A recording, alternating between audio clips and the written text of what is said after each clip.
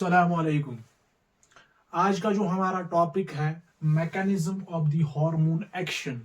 Mechanism of the hormone action पिछले lecture में हमने डिस्कस किया था कि हमारे पास ब्रॉडली अगर हम देखेंगे ना, दो तरह की कैटेगरीज के हार्मोन्स होते हैं। जो हमने पिछले लेक्चर में डिस्कस किया है कि अगर हम ब्रॉडली देखेंगे तो हमारे पास दो तरह के हार्मोन के क्लासिफिकेशन अगर हम करेंगे ना, इंपॉर्टेंट क्लासिफिकेशन अगर हम देखेंगे तो दो तरह के हार्मोन्स मेजरली अगर हम देखेंगे वो है water soluble hormones and lipid soluble hormones. दो तरह के हार्मोन्स है। कितने तरह के दो हार्मोन्स हैं? दो तरह के हार्मोन्स अगर हम क्लासिफिकेशन करेंगे on the basis of the solubility. पहला है वाटर सॉल्युबल हार्मोन, दूसरा है लिपिड सॉल्युबल हार्मोन। इस वाटर सॉल्युबल हार्मोन में एमिनो एसिड डेरिवेटिव हार्मोन्स आते हैं, प्रोटीन हार्मोन्स आते हैं। लिपिड सॉल्युबल में कौन कौन आता है? स्टीरॉयड हार्मोन आते हैं और आयोडीन हार्मोन्स आते हैं, जो हमने पिछले लेक्चर में डिस्कस किया है। आज हम डिस्कस करेंगे मैकेनिज्म ऑफ हार्मोन एक्शन। ये जो हार्मोन है ये काम कैसे करता है, इसका जो एक्शन है, हार्मोन का एक्शन, उसका मैकेनिज्म क्या है, वो कैसे काम करता है। मगर हमें दो कैटेगरीज पढ़नी है। एक तो हमें पढ़ना है hormone mechanism of hormone action of water soluble hormones and हमें पढ़ना है लिपिड सॉल्युबल हार्मोन्स। एक तो पढ़ना है हमें वाटर सॉल्युबल हार्मोन्स का क्या, हार्मोन्स का मैकेनिज्म। दूसरा पढ़ना है हमें लिपिड सॉल्युबल हार्मोन्स का मैकेनिज्म। तो हम पढ़ेंगे पहले जो हमें आता है, हम पढ़ेंगे वाटर सॉल्युबल हार्मोन्स का mechanism of the action.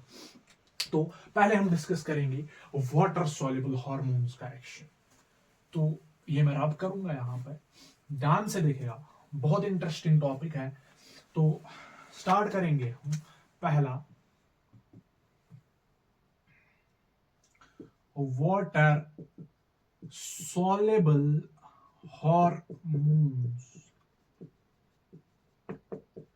Mechanism of action of water soluble hormones. अगर हम देखेंगे ना कि हमारे पास क्या है वाटर सॉल्युबल हार्मोन में, अगर कोई भी एग्जांपल आप लोगे, लेट अस सपोज कोई भी एग्जांपल आपने लिया, आपने वाटर सॉल्युबल में एग्जांपल लिया FSH का, जो पिट्यूटरी का हार्मोन है। हमने पहले ही बोला है पिट्यूटरी हार्मोन्स और वाटर सॉल्युबल हार्मोन्स, वो लिपिड के अंदर घुल जाते हैं, वो वाटर के अंदर सॉल्युबल होता है, वो लिपिड के अंदर नहीं घुल जाएंगे। तो हमारे पास अगर मैं एग्जांपल लूंगा इस वाटर सॉल्युबल हार्मोन का, लेट अस सपोज मैंने एग्जांपल लिया, मैं मैकेनिज्म ऑफ द एक्शन समझाऊंगा आपको with the help of the example. मैंने यहां पे ये हार्मोन, लेट अस सपोज मैंने यहां पे ये हार्मोन, इस हार्मोन का एग्जांपल मैंने लिया FSH, फॉलिकल स्टिमुलेटिंग हार्मोन। ये जो फॉलिकल स्टिमुलेटिंग हार्मोन है ना, इसका काम होता है ओवेरियन फॉलिकल्स की ग्रोथ करना। जो हमारे जो फीमेल्स के अंदर ओवेरी होती है ना, उसके अंदर जो फॉलिकल्स होते हैं ना, उसकी ओवेरी में जो फॉलिकल्स होते हैं ना, उनकी ग्रोथ करता है कौन? FSH, follicular stimulating hormone. क्या करता है? रेस्पॉन्सिबल होता है ग्रोथ के। तो होता क्या है, यहां से लेट अस सपोज ये एंडोक्राइन ग्लैंड था, एंडोक्राइन ग्लैंड से सिक्रीट हुआ FSH हार्मोन, एंडोक्राइन ग्लैंड से सिक्रीट हुआ FSH हार्मोन। तो ये जो हार्मोन होता है ना, ये किसी सेल पे एक्ट करता है, अपनी टारगेट सेल पे जाता है, वहां पे एक्शन करता है, अपनी टारगेट सेल पे जाएगा, वहां पे एक्शन करेगा। लेट अस सपोज वो सेल है, सेल के पास क्या होता है? प्लाज्मा मेम्ब्रेन, जो लिपिड बाइलेयर की बनी हुई होती है। ये मैंने बनाया लिपिड बाइलेयर प्लाज्मा मेम्ब्रेन, ये मैं लिखूंगा यहां पे PM, मतलब प्लाज्मा मेम्ब्रेन, लिपिड बाइलेयर का जो बना हुआ होता क्या है, ये जो वाटर सॉल्युबल हार्मोन्स होते हैं ना, ये काम कैसे करता है? इसके जो रिसेप्टर्स है ना, इसका रिसेप्टर ये सेल के अंदर, ये लिपिड है, ये सेल के अंदर नहीं जा सकता है, ये प्लाज्मा मेम्ब्रेन है ना, ये प्लाज्मा मेम्ब्रेन को क्रॉस नहीं कर सकता। क्यों? क्योंकि ये लिपिड है, ये वाटर सॉल्युबल है, ये लिपिड के अंदर सॉल्युबल होगा, ये लिपिड के अंदर सॉल्युबल होगा नहीं। तो ये क्या करता है, इसके लिए नेचर ने क्या रखा है, यहां पे सरफेस पे मेम्ब्रेन रिसेप्टर्स रखे हैं।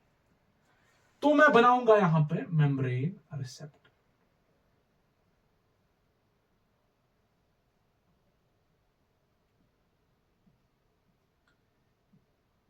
ये यहां पे मेम्ब्रेन पे रिसेप्टर, इसको हम बोलते हैं मेम्ब्रेन बाउंड रिसेप्टर। पहले हम लिखेंगे यहां पे ये काम कैसे करता है, works by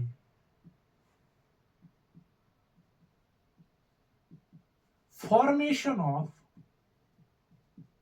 secondary messenger,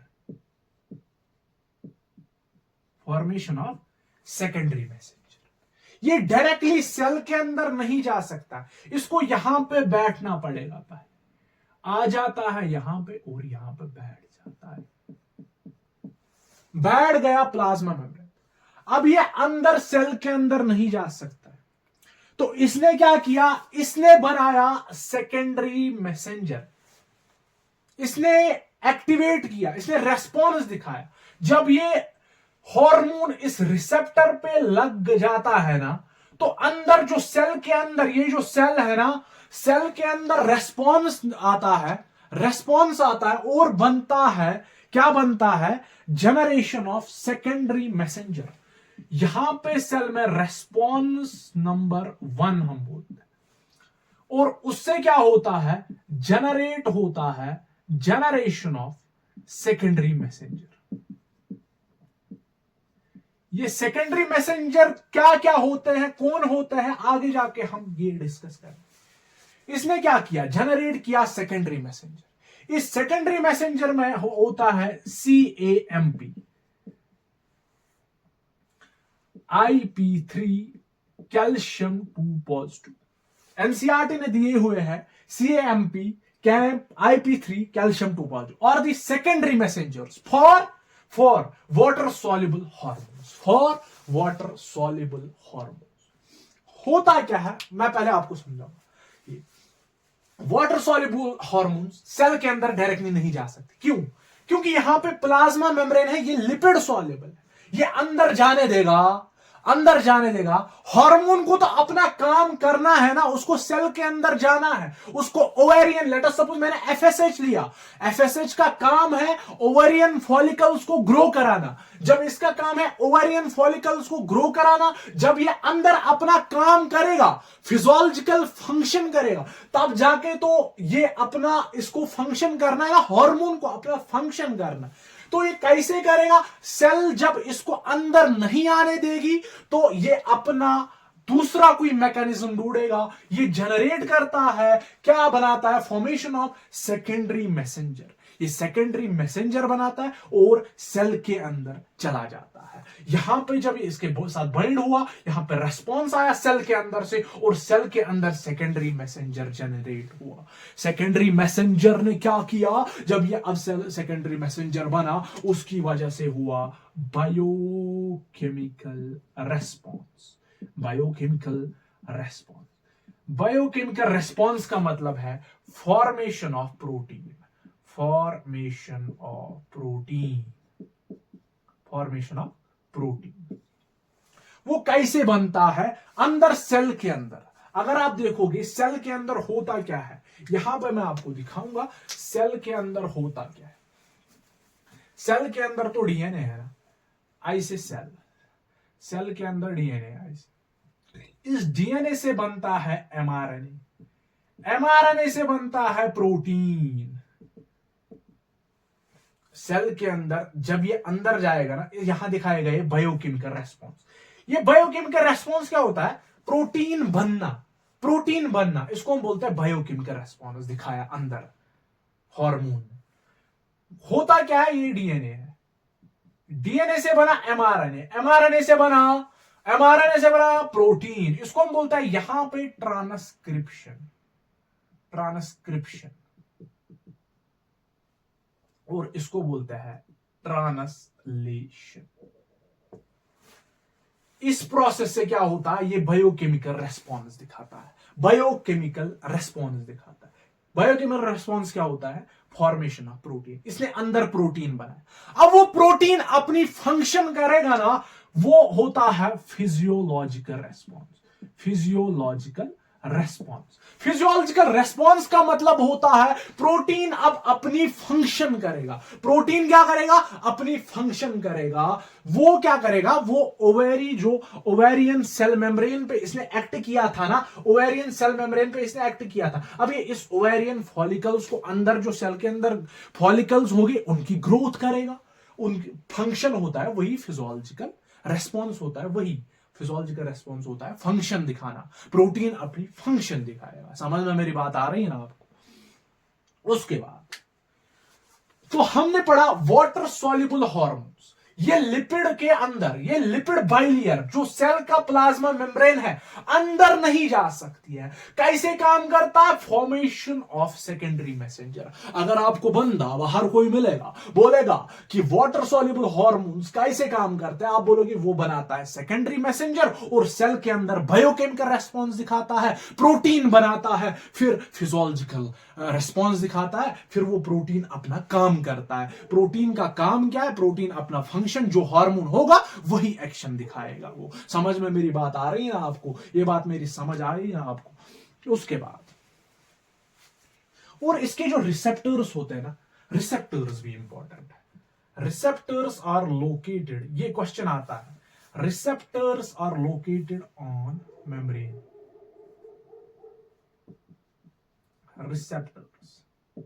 receptors कहां होते हैं, मेम्ब्रेन बाउंड रिसेप्टर्स होते हैं। Membrane bound receptors,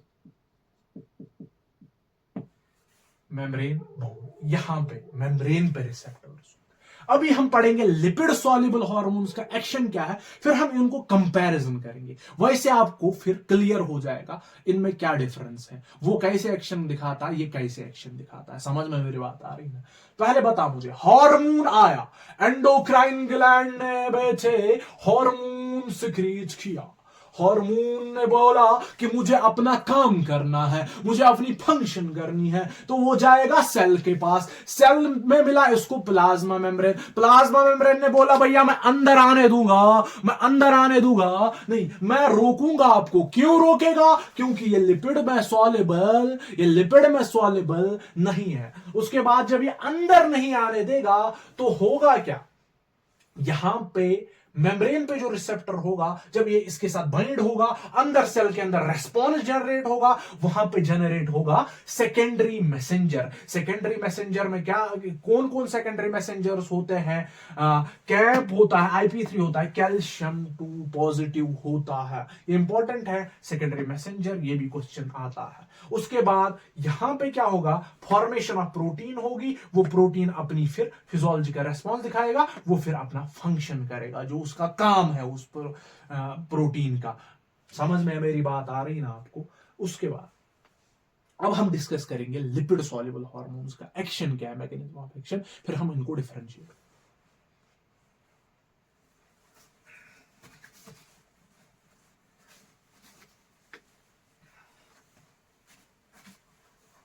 So now we are going to discuss a lipid soluble hormones mechanism of action. I see. ये मैंने बनाया सेल मेम्ब्रेन, ये मैंने बनाया प्लाज्मा मेम्ब्रेन या cell membrane. Let us suppose मैंने बनाया uterine cell membrane, uterine plasma membrane या uterine cell membrane, uterine cell membrane या प्लाज्मा मेम्ब्रेन। होता क्या है, हम एग्जांपल लेंगे हार्मोन की। यहां पे ये हार्मोन एस्ट्रोजन, ये सिक्रीट हुआ एंडोक्राइन ग्लैंड से।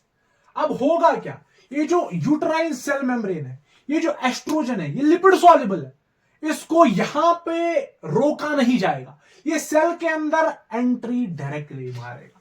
देखो कैसे, सेल के अंदर डायरेक्ट यहां पे इसको मिला सेल के अंदर, ये था साइटोप्लाज्म, आगे जाके मिला इसको न्यूक्लियस, क्या मिला, न्यूक्लियस। तो न्यूक्लियस के अंदर ये डायरेक्टली जाएगा ना अंदर, क्योंकि इसको रोकने वाला यहां पे कोई नहीं। इसीलिए हम बोलते हैं कि ये क्या करता है, इसके जो रिसेप्टर्स होते हैं ना, इसके रिसेप्टर्स, इनके रिसेप्टर्स इन हॉर्मोन्स इंट्रासेल्यूलर होते हैं, इंट्रासेल्यूलर रिसेप्टर्स होते हैं, मतलब सेल के अंदर रिसेप्टर्स पाए जाते हैं।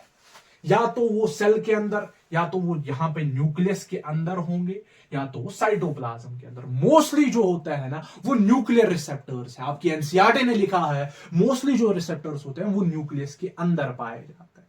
अब क्या है, यहां पे ये रिसेप्टर भाई साहब है, ये वेट कर रहा है किसका, एस्ट्रोजन आएगा, हार्मोन आएगा, मैं उसके साथ बाइंड करूंगा। यहां पे ये हार्मोन इसके साथ बाइंड हो जाता है, यहां पे ये हार्मोन बाइंड हो जाता है। अब होता क्या, न्यूक्लियस के अंदर जेनेटिक मटेरियल होता है ना, डीएनए।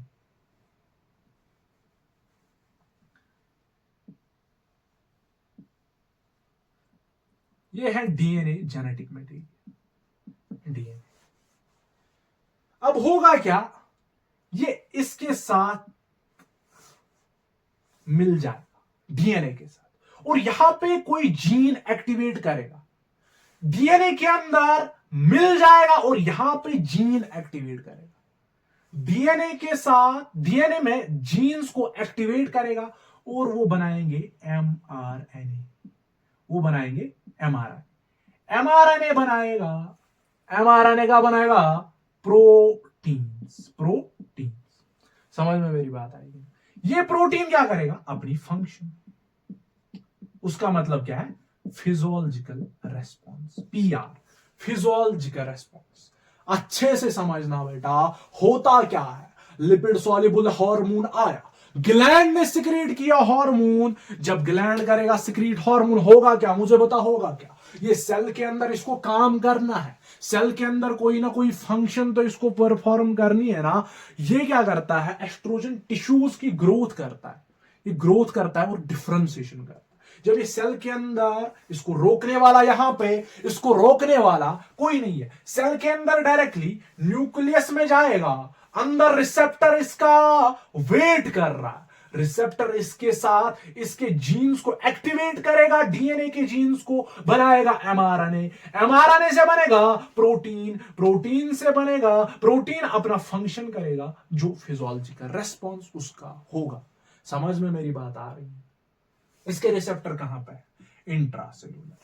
और ये काम कैसे करता है, ये डायरेक्टली सेल के अंदर घुस जाता है। काम कैसे करता है, ये यहां पे इसको हम बोलते हैं एमआरएनए से जब प्रोटीन बनता है, एमआरएनए से डीएनए से, ये डीएनए है, डीएनए से जब एमआरएनए बनेगा, इसको हम बोलते हैं ट्रांसक्रिप्शन, या आप 12th के अंदर पढ़ोगे ट्रांसक्रिप्शन।